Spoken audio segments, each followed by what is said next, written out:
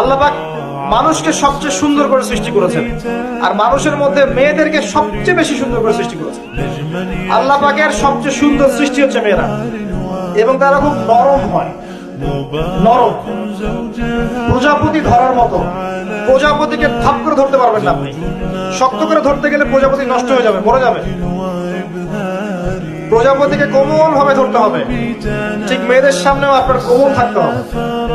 বেশি হার্ড হতে যাবেন, শেষ। আমি আপনার গার্লফ্রেন্ডের সামনে কোমল হতে বলি নাই, আপনার ওয়াইফের সামনে হতে বলেছি। সুবহানাল্লাহ, আলহামদুলিল্লাহ, লা ইলাহা ইল্লাল্লাহ, আল্লাহু আকবার, আস্তাগফিরুল্লাহ, লা হাওলা ওয়ালা কুওয়াতা ইল্লা বিল্লাহ, সুবহানাল্লাহি ওয়া বিহামদিহি, সুবহানাল্লাহিল আযীম, সুবহানাল্লাহি ওয়া বিহামদিহি, আদাদা খালকিহি ওয়া রিদা নাফসিহি ওয়া জিনাতা আরশিহি ওয়া মিদাদা কালিমাতিহি, لا إله إلا أنت سبحانك إني كنت من الظالمين، لا إله إلا الله وحده لا شريك له، له الملك وله الحمد وهو على كل شيء قدير، يا حي يا قيوم برحمتك أستغيث، اللهم صل وسلم على نبينا محمد। আপনার ইন্তেকালের পরে 40 দিন সময় লাগবে না এদের আপনাকে ভুলে যেতে।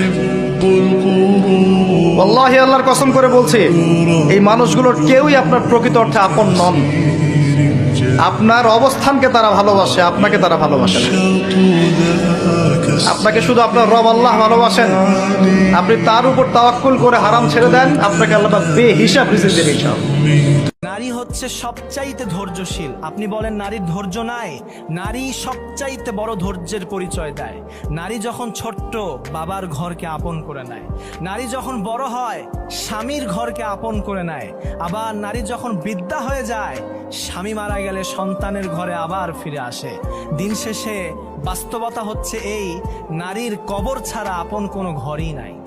সবচেয়ে বুদ্ধিমান সে যে নিজের দোষ খোঁজে, নিজের সমালোচনা যে করতে পারে সেই সর্বাপেক্ষা বুদ্ধিমান।